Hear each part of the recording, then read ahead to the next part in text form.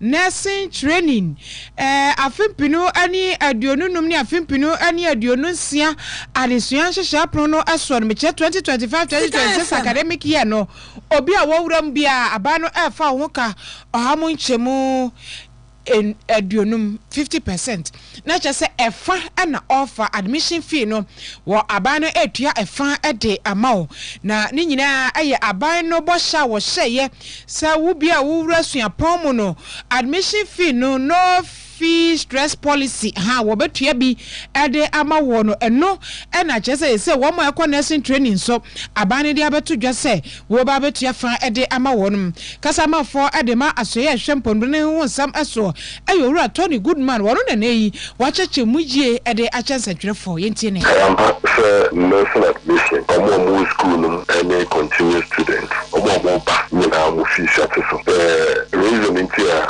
omo problem with kando so was a fees issue. In the past, no, yeah, 20 city last year. This year was the kaka account. But during that discussion, no, getting fees, no. Also, no, they also say, Myanmar and court say, Myanmar, at least Myanmar bafo. And there is no reason. I say okay because last year 20 city until items I wasn't in now. So because last year, my reason be to be a Myanmar. And until now, to school fees more. This year, in your memoir, you say, and no more kakra, into original also a reduced item. Or memoir, you say, Okudukum, and then now oil. The price of oil, abafom. Oko now got a more, you say, a more price abafom. Into Okudina, and also now, last time it did 20 into this year, as usual, let's increase from 20 to 21 and after 22. There is no justification for that, but there is justification to reduce. Justification say, and if you are okay, buying flagship policy, your friend, no fee stress here, His Excellency the President, and the bar or say every first year, you bet your fees amount, and also other bois, fees, also. And you know, portion of the fees, I buy 8 year direct amount course, into your calculation, and I was say yet, and also fee the main fees now also and also count to say the nursing training on school fees apart from by half. Also, there is Bakubia on now the last year, on which year 6,000, about 6,600, and then we know about from about 3,600. Yes, and the connect and about one minor. Very easy and then the parents, so that is the idea. Ora Tony Goodman eno enwachi wasan etwa so se aban eba ye anase for eye empemon son 7,000 and award wo almost say ye do mo akope roso nti eno so yenti. Last year August and then my financial clearance no by December 31st not and expire. About 13,500 less into about fire, a council or more formulas minutes, no. Now, you the moment put it about my Ministry of Health Concession because you're in the next 4 now. Yeah, my players and I expire. Your mother there said, yeah, about 7,000. Yeah, menu say it's your mocha about 3,000 and above. Almost, yeah, the more to pay also controller at the share. Now, German suka. Can capture into now I was a special arrangement and more because they also say we hear some number of nurses and also for between 4 to 5 years there are any major recruitment of nurses, any allied health workers or anywhere. Into a map over 70,000 workers who see a nurse if you are yet deliberate to enroll them onto the payroll. 70,000 and obviously it means 70,000 and after 1 year. This is Ostaga. Recently, when a historic visit of the Vice President to the Ministry of Health, one of the young supporters, you see the horse, and can you better say, or no big mind. Now, even every year, if I was say a fat number here, we do that. There's special case more because between 4 to 5 years. Yeah, we major recruitment until last year because of elections, any other situations. There are a number. So that is what it is now in terms of the workers. Until another thing, agitation, fire, it is because between 4 to 5 years, no major recruitment in the house. To say, and only the Ministry of Finance discussing you only want to the EU into another number almost here. Minister no so Minister for Finance, also the council there. At least we'll be able to have some number of workers in the system of government who have steadily. And yet, yeah, Kasama for the man, Pomode, Asia, or Tony, good man. I mean, I do more watching and so, and Bibia, Cosadi, Shatia, Aquatia by election, no.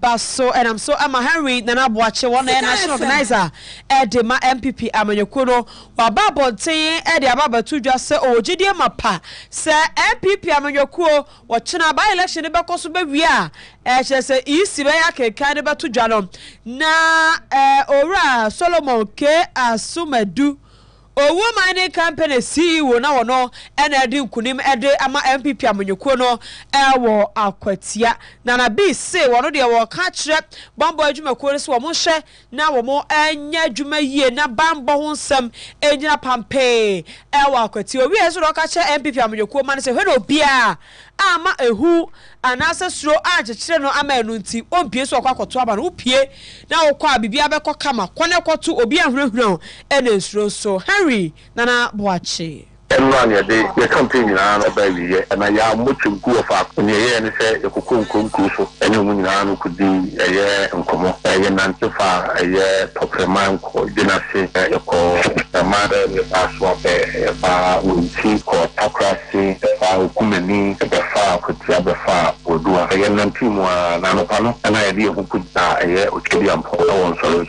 that a year you are banning some policy, Anopano by any of a campaign. And I'm a pay removal, especially the former vice president. Also by any of a campaign, and I you are already a control also by any of a campaign. We mean, Mr. Namia Duma, Yamipa, then so no thank you in Yakaswa. The best MPP for 90 people penny for I said, you know, you'll fire me and chair a Yakutia. Yama Otunano, Obia Pimbatunaba, Obia will be here to Rasidia. And police, police, my but only the men 5,500 number. And so checkpoints, you do a man of them, one I may check them. No, say, a police for you. I think it was a major security or check no more, and it's a need probably do them. So if I'm a public 7 hours, we see 10 years, there will be anyone of my stressful. And what? If you are saying that, your boy, police in 25 from say, you probably will be a commercial. Almost like a fake police uniform. This is a year and kind because I could use one kind. It's like a fake police uniform. And the middle is looking at them being a year crap process on the west side. He has promised that Akocha is going to be one of the most peaceful. They say, China, Wama, Namokwai, and fat police, no, and the money. Obi already are we a bambo or about 2 years after Kata with him, or the max about Kata with him, or see who, or bad, a boso in him, Libya, or near their own. A message of police in this nearby. It is so far, so a national peace council at Kata from the show, a year we ain't 2 p.m. The could be a better lead than never. Now, no better than a Soviet tomorrow, they need to meet all the major political parties. I want Akocha by election. I want to Akata, we show me we want to come to Akocha in peace and go in peace. So I receive Solomon Kwame Asumedu to Abanabia say, unless you are coming now, over to Anima or yes. And yet, Henry Nana Boache, one national organizer, Edema MPP, Amanyokuo. Na, I mean, so me kwatia ni bi. Me kwa NDC for wakwatia. Deputy General Secretary Dema NDC. Ora Mustafa Gbande no just Nana bi na na kasa no say won ba wi ne kwatia. Na kwa NDC for mada. No Nana bi ni MPP for no. Wo mo na hemfa. Hemfa pa no mbefa. Akwatia no mbedi nkunim. Mustafa say, "Eye na nka mo aban betena konwa so na nadruba omi aban ya na anu ya omuko yi won betena konwa so na kwa mo ye bibi papa bi puntudwuma papa bi ama akwatiafo de a anka mbotimi agina no so ene akwatiafo akasa akwatiafo mo hwe bibi we ye ne ye asopiti we ye ne si ye ekwan we ye ne ye ahase ye ne ye sei edwa we eno no mo botimi anya bibi agina so ye campaign akwatiafo behunu se munsama mo kan de eye ni yade anya yefun yade ne akwanwe yesi yehu ade na si wogo yi so osoni na we mo betena so yi mo ntwa foi wakwatia mo anya de papa bia mo anya puntudwuma papa bia wakwatia mo anya he akwatiafo suyi mu bunu asisi maso mo yi mo ni sa pani a wotetre mo wayi framabone mo fi wo mo na nasa konwa to na mo kwapra mo se wo bedi nkunum de ensu na wo bagina campaign asa nkunum de no ebeba Mustafa Gbande se omu ni nkunum na eni kina Yakobon ya doma wo kina wo mo de akokọ tie huafo nyi esu pa na mo de beba fie ntwodie enu omu bedie ente Mustafa. We are very determined that have to win a seat and we would win that. There is no way I can start to win. To my lawyer. There is no way it's not 6 p.m. Lawyer Bedia will not be declared the winner. There's no way MPP can win this seat. Because they are not anywhere campaigning. I'm not about me about how to acquire a rally or baby or call or call of an anti programming video or Mukaka who send baby. I want to why they also I did in person between. Nana B, Nene, they were not here. We have been here. We have met MPP people. Next thing, you share. I didn't want to be a boy. Yemi Wabam, the bit of no more mining, but said the cooperative mining, said your Emrano, say, no more, no be a water. Then you could be a push shy, scholarship here on the baby. Any free fertilizer, yeah, ebay, free spray, ebay, the ebay, almost omega woman. Well, yeah, and Yaman cat is an another, yes, I want to say I went to me, but that is back here. MPP for near him was empty. And it's too okay, because the one near the amount of your monochrome. One has a woman na ya no ye de boa wo mu a mo se NDC ntomo nto aba man na man tie bi nu na wo mu gina no o nyina ya asimfo bo asimedu na lawyer bedi ako ya asimfo enti se atimi ba ko e wo ndie esen ba ko a nya mi wo di ndie ne ye de me yisi musuo ana se de ko gina wa asimedi tesi a oni nkasa wo de MD before the nisi on kasa o go dit MD na obi na ko kasa mana na anya onu a no be kasa di nkofo na lawyer bedi ako yinso atimi na no take kama ni bien na ne ko me se jomo be odo maybe to be them and yes my number 2 and no ye de kwa bato o apodamai free accountants agencies the ba paramount they connect and ado ekebia kwan no e ba ko pe o anye they were supposed to do that road they didn't do it when people no we kwan kakra all the rest of the places no development you na MPP na be mu ntimi point say 8 years of MPP toilet ba ko another borehole ba ko o mu fi no apatia if they can show that me I already done they have not done anything.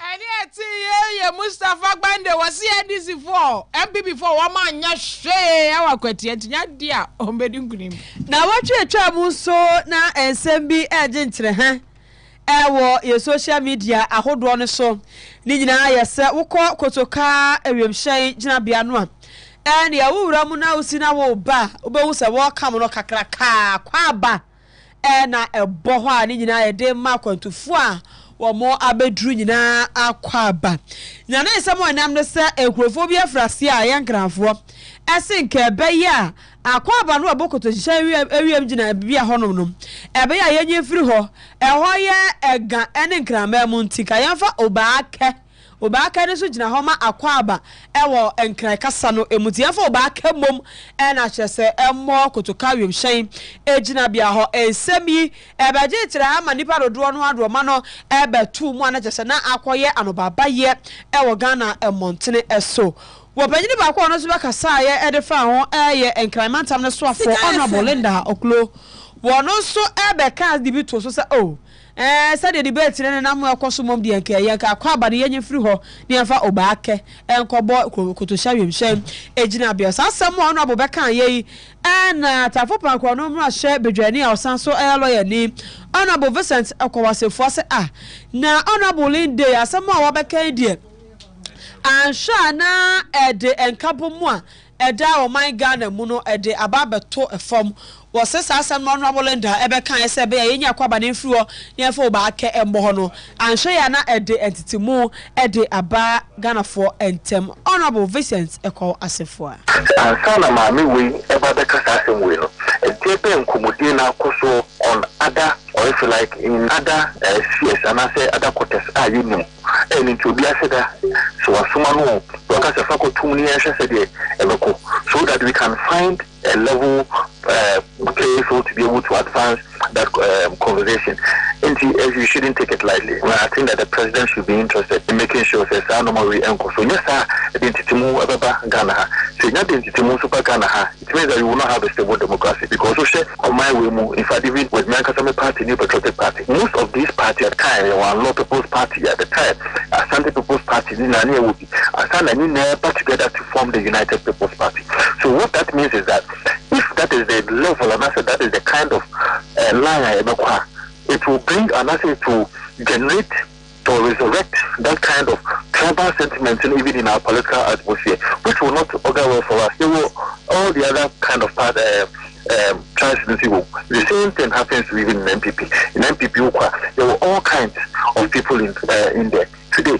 In fact, as far as the 2024 elections are concerned, the person that we fronted only for the first time that people even felt that we were not going to make that decision. It's not Muhammad Baumia, Nordna, who, as it were, reflects that Northern kind of pusher or personality. And so we've been able to make sure that we will live as one people, we will present people based on their competence, and we will not make it look as if the party way, cool way, try way there, so that we can all live as one people. When we're able to do that, then it means that we've been able to set the tone for development as far as Ghana is concerned.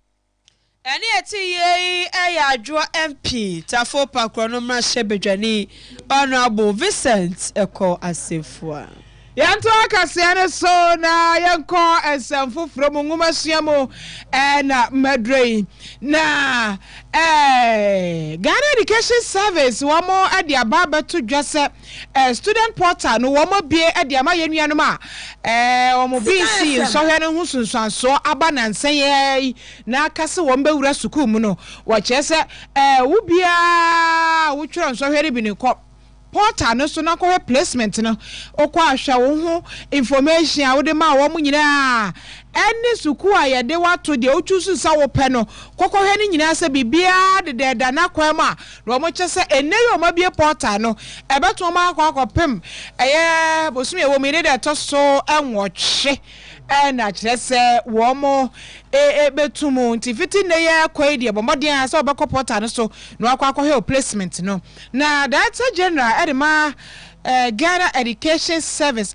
Professor Ernest Kofi Davis one actually mo yentine with the release of the results of BC on 23rd August 2025 we have the results with us, so we have begun processing the data. Placement will be matched against vacancy in the second cycle institutions, and this process is expected to take not more than 3 weeks. We hope by 3 weeks we should be ready. From 1st to 8th September, as I indicated earlier, we'll open the system for review by candidates to review their entries, to confirm their choices, their agenda, and so on and so forth. Sir, kwakwa computer no wa nyejewa na de wo kan no de wo de to so no ba bia ka sa wo pe school no ehwa na ya de wo to ya na wo se wo agenda nyina kohwe bia na computer no a wagege ni pa agege no we ya oba so na computer na akwa ye obema wogege ama ya akira adamfo no kohwe se obi bia ye kama enti ne ya bia portal fiti ene ya kopim 8 September eda so dem Yadagasiaboni Media Coalition Against Illegal Mining womo akache womo so na babonten abebo asue ye hwe ye potamu ye die ho SM so mabebo mabaso se woma ye amasa LI 2462 sa LI na ema omo etufuma gudie ni bi ema omo kwan emo mo ekokwa ebretu a ya je ho de esi baabi se kwa ye we de ye komu no na ma mo kwa ma mutumi kom ekokotu afoma gudie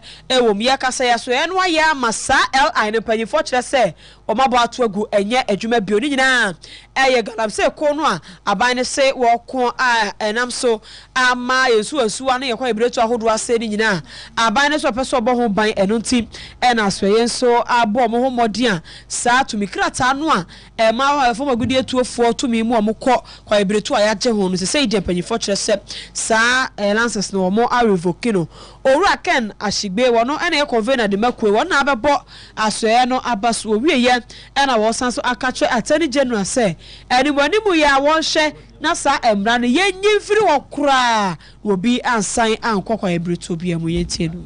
That is what we want to see, some responsibility, but not what we are saying under that obnoxious law that had opened up all, including our protected forest reserves, including the GSBs, for mining. So I think that's a positive step, and we are hoping that the Attorney General will quickly, take the steps that are required to make sure that this revocation can happen.